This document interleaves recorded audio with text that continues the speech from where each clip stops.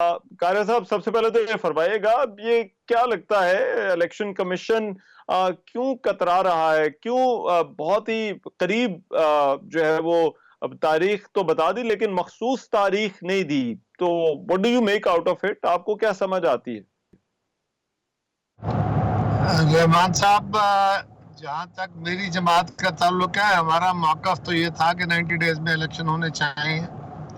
یہ آئین کا تقاضا ہے، لہٰذا ہم اس کو پریس کرتے رہے اور کرتے رہیں گے کیونکہ وہ آئینی تقاضا ہے. اب دوسرا ہم نے یہ بھی کہا تھا کہ الیکشن کمیشن کو چاہیے کہ وہ شیڈول دے دے الیکشن کا. الیکشن کمیشن نے ایک اچھا کام یہ کیا. یہ تو ہمارا موقف تھا، لیکن جو دوسرا موقف تھا، الیکشن کمیشن نے 4 مہینے کی بجائے حلقہ بندیوں کا عمل 2-3 مہینے میں اس میں سے 1 مہینہ شارٹ کیا. اور اسی طرح الیکشن کا جو 90 دن کا ٹائم تھا اس کو بھی کوئی 60 دن کے یا 55 دن کے اندر لانے کی انہوں نے کوشش کی، اور اچھی کوشش ہے. لیکن ہمارا تو تقاضا یہ ہے کہ غیر یقینی جو بنی پڑی ہے، آئین سے تو ماورا بات ہے، ہم یہ تو اپنی پوزیشن کو مینٹین رکھتے ہوئے یہ مطالبہ کر رہے ہیں کہ بھائی آپ شیڈول دے دیں، تاکہ یہ جو روز مباحثہ کہ یہ الیکشن ہوگا نہیں ہوگا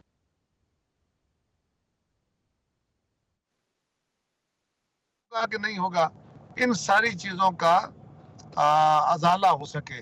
تو ایک قدم اٹھایا تو تھا، بہتر ہوتا کہ الیکشن کمیشن اس کا شیڈول دے دیتا.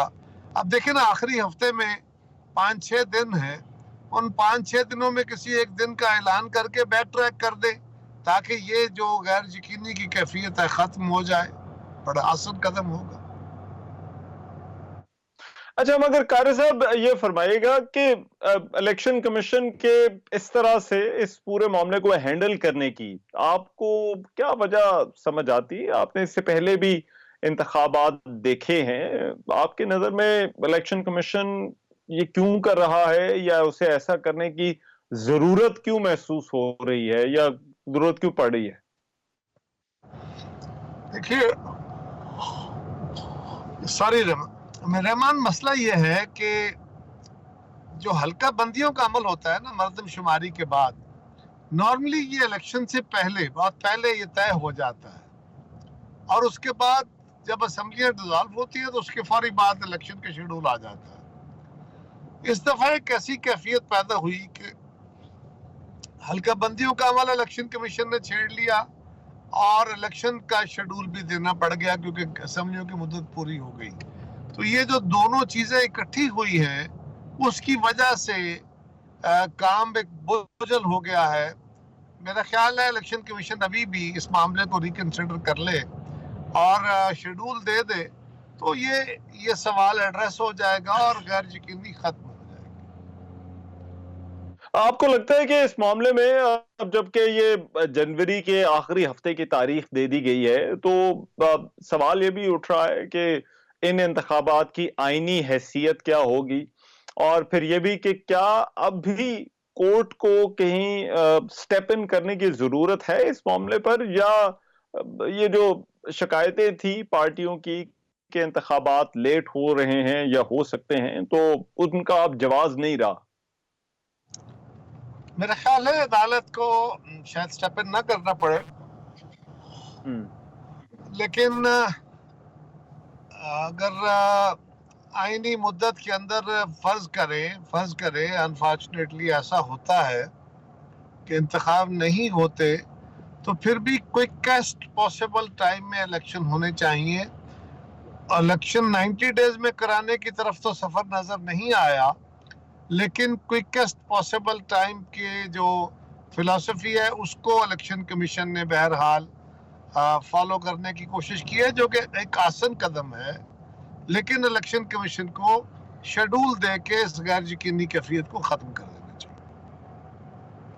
کی توقعات قائرہ صاحب کیا ہیں؟ آپ کو لگتا ہے اس وقت نگران وزیر اعظم بھی جنرل اسمبلی پہنچے ہوئے ہیں، وہ خطاب کر رہے ہیں، نگران حکومت کچھ معاشی فیصلے بھی بڑے عام لے رہی ہے، پرائیویٹائزیشن کا معاملہ ہے وہ چل رہا ہے، تو آپ کو لگتا ہے کہ یہ سارے کام اس وقت ہونے چاہیے، یا پھر اگر जनवरी के आखिर की तारीख आ गई है, तो इन कामों के लिए जनवरी के आखिर तक का इंतजार किया जा सकता है? देखिए, आज सितंबर का महीना है, अक्टूबर, नवंबर, दिसंबर और जनवरी, ये 4 महीने से ज़ायद की मुद्दत बनती है। पाकिस्तान की इकोनॉमी, पाकिस्तान के आलमी मुआहदात और जो इस वक्त हम जिस फ्रजाइल सूरत हाल से गुजर रहे हैं, ये इस बात की मुतकाजी है कि हमें सुबह शाम चौकस रहने की ज़रूरत है, बजाय इसके कि हम महीनों के हिसाब से अपने फैसले पेंड कर दें। जो केयर टेकर गवर्नमेंट है उसका ना ये इख्तियार है और ना ही वो कोई बड़ा इकदाम उठा रही है अपने तई। जो फैसले हमारी पिछली हुकूमत ने, मुंतखब हुकूमत ने किए, उन्हीं फैसलों को लेके उन्होंने चलना है। जो मुआहदे उन्होंने किए वही उन्होंने करने हैं। हाँ, अगर बिजली की चोरी रोकने के, अगर स्मगलिंग के, अगर टैक्स एवेजन को रोकने के ये इकदामात उठाए जाते हैं तो ये तो इम्प्लीमेंटेशन ऑफ लॉ है, ये कोई पॉलिसी तो नहीं है। इम्प्लीमेंटेशन ऑफ लॉ तो होनी चाहिए, इसमें तो कोई दूसरी राय नहीं है। और मैं समझता हूँ ये एक आसान कदम है, इनको बिल्कुल करना चाहिए। लेकिन कारी साहब, ये जो फिस्कल पॉलिसी है या फाइनेंशियल मैनेजमेंट है, क्या इस हवाले से भी कदम उठाना ठीक है इन हालात के अंदर निगरान हुकूमत का? देखिए, फिस्कल पॉलिसी का क्या कदम उठाया गया है? यानी अगर डॉलर की कीमत को कंट्रोल करने की कोशिश की गई है, अगर डॉलर की परवाज जो है उसकी स्मगलिंग को रोकने की कोशिश की गई है, तो ये तो पहले से कर देना चाहिए था। ये तो हमारी एजेंसियों को बहुत पहले इकदाम उठा लेने चाहिए थे। जो पॉलिसी के फैसले हैं वो तो ऑलरेडी हुए हैं, उन पे इम्प्लीमेंटेशन हो रही है, बिल्कुल होनी चाहिए। अच्छा कारी साहब, ये जो लेवल प्लेइंग फील्ड है, अब इसको इलेक्शन कमीशन को इंश्योर करना है। आपके ख्याल में इस वक्त कुछ एतराजात तो आप लोगों की तरफ से हैं, लेकिन क्या इस वक्त करने की जरूरत है?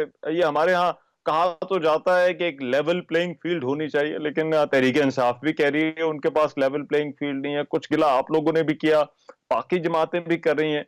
तो सर, ये लेवल प्लेइंग फील्ड की क्या तारीफ है? क्या चाहती हैं सियासी जमातें इलेक्शन कमीशन से इस मामले पर? एक तो जो हम बहस कर रहे थे कि इलेक्शन कमीशन को शेड्यूल दे के गैर यकीनी खत्म कर देनी चाहिए। दूसरा, जो लेवल प्लेइंग फील्ड है वो तरक्याती कामों के हवाले से भी उस पर एतराजात उठाए गए हैं कि एक सूबे में अगर काम हो रहे हैं तरक्याती कामों पे, तो दूसरे सूबों में उसके ऊपर जो पाबंदी लगाई थी या लगाई गई है उसको रिविजिट होना चाहिए। बाकी हमारी जमात के जो तहफ़्फ़ुज़ात थे लेवल प्लेइंग फील्ड के हवाले से, उसके ऊपर मैं ज़्यादा बात इसलिए नहीं कर सकूंगा कि मेरी जमात का ये फैसला है कि हमने जरदारी साहब को मुतल्लिका जमातों या फोरम से बात करने का इख्तियार दिया है और उनके मशावरती अमल जारी है। उसके होते हुए मुझे अपनी राय मीडिया पे नहीं देनी चाहिए। अच्छा, और गाय साहब, आपकी पार्टी ने आपके बड़े कॉलीग रहे हैं लतीफ खोसा साहब, उनकी मेंबरशिप जो है वो सस्पेंड करने का फैसला किया है। क्यों पार्टी को ये जरूरत महसूस हुई कि खोसा साहब की मेंबरशिप जो है वो सस्पेंड कर दी जाए? देखिए, खोसा साहब सीनियर आदमी हैं, बड़ा उनकी इज्जत एहतराम है, मुल्क के नामवर वकील हैं, लेकिन अगर जमात को उनके किसी इक़दाम पे इख्तलाफ है, एतराज़ उठा है, तो उसका एक लीगल तरीका कार इख्तियार किया गया है, कोर्स ऑफ एक्शन इख्तियार हुआ है कि उनसे जवाब तलबी हुई है। कोई बंदा कितना बड़ा लीडर हो जाए, उससे जमात की जवाब तलबी तो नहीं रुक जाती।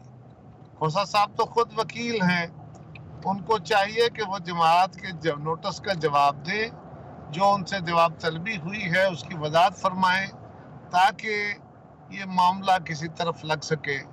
अगर वो जमात के इस फैसले को जमा खातर नहीं रखेंगे तो फिर जमात के पास और क्या तरीका होता है कि उनकी मेंबरशिप सस्पेंड कर दी जाए।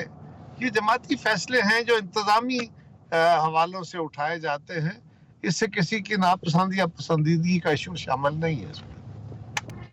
اچھا، اور قاری صاحب اب جبکہ آپ لوگ بھی انتخابات کی تیاری کر رہے ہیں، مسلم لیگ نون بھی دیگر پارٹیوں سے بھی رابطے کر رہی ہے، کچھ نئی صف بندی ہو رہی ہے، تو کیا پیپلز پارٹی جو ہے وہ پنجاب میں بھی کسی کے ساتھ چلنے کا یا کسی کو ساتھ لے کر چلنے کا ارادہ رکھتی ہے؟ کیونکہ چودھری شجاعت سے بھی زرداری صاحب کی ملاقات ہوئی ہے، اور پھر سندھ کے اندر ایسا لگ رہا ہے کہ جیسے پیپلز پارٹی کی مخالف جماعتیں جو ہے وہ اکٹھی ہو رہی ہیں، تو آپ لوگوں کی انتخابی حکمت عملی کیا اکیلے چلنے کی ہے یا کسی کو ساتھ لے کر بھی چلیں گے انتخابات کے لیے؟ جہاں تک سندھ میں کسی بننے والے متوقع اتحاد کا تعلق ہے تو ہمیں اس سے کوئی اعتراض نہیں ہونا چاہیے، جماعتوں کا حق ہے۔ ہمیں کسی سے اگر ڈائلاگ کرنا ہے، اتحاد کرنا ہے، ہم پہ بھی کوئی اعتراض نہیں ہو سکتا۔ یہ سب جماعتوں کا استحقاق ہے، وہ انڈیپینڈنٹلی اپنی رائے کا اظہار کر سکتی ہیں، اپنے یہ آپشنز استعمال کر سکتی ہیں۔ لیکن میں سمجھتا ہوں کہ جناب آصف علی زرداری صاحب نے جو ڈائلاگ پروسیس شروع کیا ہوا ہے، جس کا میں نے پہلے ذکر کیا، اس کے ہوتے ہوئے مجھے ابھی اس طرح کے سوالوں سے گریز کرنا چاہیے جواب سے، کیونکہ پھر الٹیمیٹلی یہ اسی کے زمرے میں چلے جاتے ہیں۔